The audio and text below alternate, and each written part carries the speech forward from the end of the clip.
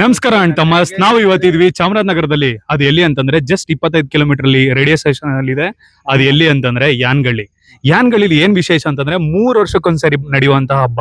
ಯಾವ ದೇವ್ರು ಅಂತಂದ್ರೆ ನಮ್ಮ ತಾಯಿ ಯಾರು ಸರ್, ಉರ್ಕಾತೇಶ್ವರಿ ಅಮ್ಮನ್ ದೇವ್ರದು ಇವತ್ತು ಏನು ವಿಜೃಂಭಣೆಯಿಂದ ಕಾರ್ಯಕ್ರಮ ಮಾಡ್ತಾ ಇದಾರೆ. ಆ ವಿಜೃಂಭಣೆ ಕಾರ್ಯಕ್ರಮದಲ್ಲಿ ಇವತ್ತು ಊರಿನ ಗ್ರಾಮಸ್ಥರಾಗಿರ್ಬೋದು ಎಲ್ಲ ಸೇರಿದ್ದಾರೆ.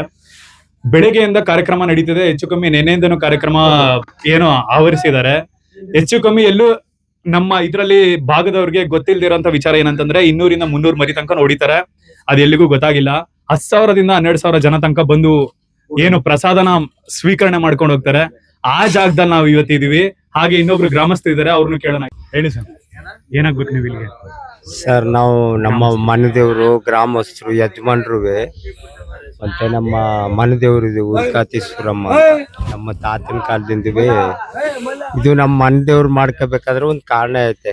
ಮಹತ್ವ, ದೇವ್ರ ಮಹತ್ವ ಏನೋ ಆಗ ಬಡತನ ಕಳ್ತನ ಮಾಡ್ಬಿಟ್ರು, ಅಡಕಕಾಯಿ ಸಿಗಾಕಬಿಟ್ರು.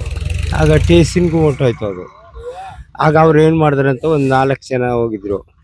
ತಾಯಿ ಇದನ್ನ ನೀನು ಅಡಕಕಾಯಿನ ಮರಳಕಾಯಿ ಮಾಡಿದ್ರ ನಾವು ನಿನ್ನ ಮನೆದೇವ್ರಾಗಿ ಮಾಡ್ಕೊಂಡು ಪೂಜಿಸ್ಕೊತೀವಿ ಅಂತ ಹೇಳ್ದಾಗ, ಅದೇ ರೀತಿ ತಗೊಂಡೋಗಿ ಅವರು ಪೊಲೀಸ್ನವ್ರು ಕೇಳಿದಾಗ, ಇಲ್ಲ ಸರ್ ನಾವು ಮರಳಕಾಯಿ ತರಕ್ಕೆ ಹೋಗಿ ನಾವು ಒಟ್ಟಪ್ಪಳಗ ಇವರು ಎಳ್ಕೊಂಬಂದ್ಬಿಟ್ಟಿದ್ದಾರೆ. ಇಲ್ಲ ಸರ್, ಇವರು ಅಡಕಕಾಯಿ ಕಿತ್ತಿರೋದು. ಸರಿ, ಪರೀಕ್ಷೆ ಮಾಡ್ಬೇಕು ಅಂದ್ರೆ ಅದನ್ನ ತೂಕ ಹಾಕ್ಬೇಕಲ್ಲ ಸರ್, ನೆಲಕ್ಕೆ ಸುರಿದ್ರು. ಆವಾಗ ಅದು ಮರಳಕಾಯಿ ಆಗ್ಬಿಟ್ಟಿತ್ತು.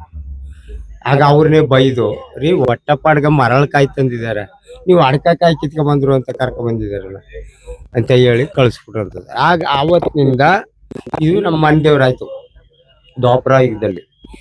ಅದೇ ರೀತಿ ಬಂದು ಕಲಿಯುಗ ಗಂಟುವಿ ನಮ್ಮ ತಾತ ಮಾಡ್ತಾ ಇದ್ರು. ಆ ಸಂಪ್ರದಾಯ ನಮ್ಮ ತಂದೆಯವ್ರು ಮಾಡಿದ್ರು. ಅದನ್ನ ನಾವು ಮಾಡ್ತಾ ಇದ್ದೀವಿ. ನಾವು ಮಾಡ್ಕೊ ಬಂದ್ರೀಗ ನಮ್ಮ ಮಕ್ಕಳು ಇವ್ರು ಮಾಡ್ಕೊಂಡು ಹೋಗ್ತಿದ್ದಾರೆ ಸರ್. ಆ ತಾಯಿನ ಆಶೀರ್ವಾದ ಇದೆ. ಇಡೀ ಗ್ರಾಮಕ್ಕೆ ಅವಳು ತಾಯಿ ಒಂದು ಸರ್. ಅಲ್ಲಿ ಏನಂದ್ರ ನಮ್ಮ ಪುಟ್ನಾಯ್ಕರು ಅಂತಾರ, ಅವರು ಸಾಹುಕಾರರು ದೇವಸ್ಥಾನ ನಿರ್ಮಾಣ ಮಾಡ್ಬೇಕಾದ್ರ ಈ ತಾಯಿ ನಮ್ಮ ಮನೇಲಿ ಇದ್ದಿದ್ದು ಸರ್. ಮೊಕರಂಬ ಅಂತ ಮೇಲ್ಗಡೆ ಕೂರ್ಸಿ ಅದನ್ನ ದೇವಸ್ಥಾನ ಕಟ್ಟಿರ್ಲಿಲ್ಲ. ಆಗ ಅದು ಕಟ್ಟಿದ ಮೇಲೆ ಸ್ಥಾಪನೆ ಮಾಡಿದ್ರು. ಸ್ಥಾಪನೆ ದೇವ್ರಿಗೆ ಗೊತ್ತಲ್ಲ ಸರ್. ಅದನ್ನ ಆದ್ಮೇಲೆ ಅಲ್ಲಿ ಸ್ಥಾಪನೆ ಆಯ್ತು ದೇವ್ರು. ಆಗ ನಾವು ಜಾತ್ರೆ ಶುರು ಆಯ್ತು ಸರ್. ಮೊದಲೇನಂದ್ರ ಸುಮ್ನೆ ಅಡ್ಗೆ ಮಾಡ್ಕೊಂಡು ನೈಟು ಒಂದ 100-6 ಜನಕ್ಕ ಹಾಕ್ಬಿಟ್ಟು ಮಡಕಲ್ಲಿ ಬೇಯಿಸ್ತಿರಂತ ಸರ್. ಅವಾಗ ಹಾಕ್ಬಿಟ್ಟು ನೈಟ್ ಹೊಟ್ಟೈತಿದ್ರು ದೇವ್ರು ಬುಟ್ಟಿಗೆ ಹಾಕೊಂಡು. ದೇವಸ್ಥಾನ ಕಟ್ಟಿದ ಮೇಲೆ ಇದು ಪ್ರಾರಂಭ ಆಯ್ತು ಹಂತವಾಗಿ ಬೆಳೆಯಕ ಮಹತ್ವ.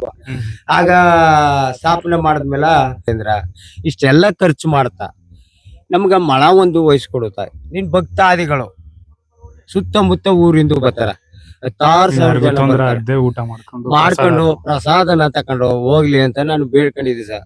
ಅದೇ ರೀತಿ ತಾಯಿ ಇವತ್ತು ಒಂದು ಹನಿ ಬೀಳಲಿಲ್ಲ ಸರ್. ಆ ರೀತಿ ನಡೆಸ್ಕೊಟ್ಟಿದ್ದಾಳೆ.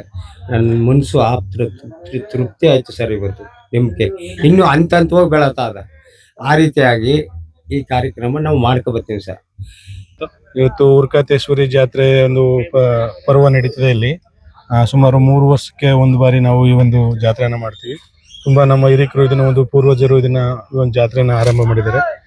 ಇಲ್ಲಿ ಒಂದು ದಿನಕ್ಕೆ ಇವತ್ತಿನ ದಿನದಲ್ಲಿ ಏನು ವಿಶೇಷ ಅಂತಂದ್ರೆ, ಸುಮಾರು ಒಂದು ಹರಕೆ ರೂಪದಲ್ಲಿ ಮರಿಗಳು ಮತ್ತು ಕೋಳಿಗಳು ಭಕ್ತಾದಿಗಳೇನಿದ್ದಾರೆ ಇವರು ದೇವಸ್ಥಾನದಕ್ಕೆ ಅರ್ಪಣೆ ಮಾಡಿರ್ತಾರೆ. ಆ ಏನು ಹರಕೆ ಕುರಿಗಳು ಮತ್ತೆ ಮರಿ ಕೋಳಿಗಳನ್ನ ಇಲ್ಲಿಗೆ ದೇವಸ್ಥಾನಕ್ಕೆ ಅರ್ಪಣೆ ಮಾಡಿರ್ತಾರೆ. ಅದನ್ನೆಲ್ಲ ನಾವು ಇದನ್ನ ಊರಿಂದ ಹೊರಗಡೆ ತಂದು ನಾವು ಇಲ್ಲಿ ಒಂದು ಅಡುಗೆ ರೂಪದಲ್ಲಿ ಮಾಡಿ ದೇವರ ಪ್ರಸಾದನ ಮಾಡಿ ಸುಮಾರು ಒಂದು 10,000 ರಿಂದ 12,000 ಜನ ತನಕ ಈ ಒಂದು ಪ್ರಸಾದನ ನಾವು ಇಲ್ಲಿ ವಿತರಣೆ ಮಾಡ್ತೀವಿ. ಉರ್ಕಾತೇಶ್ವರಿ ದೇವಸ್ಥಾನದ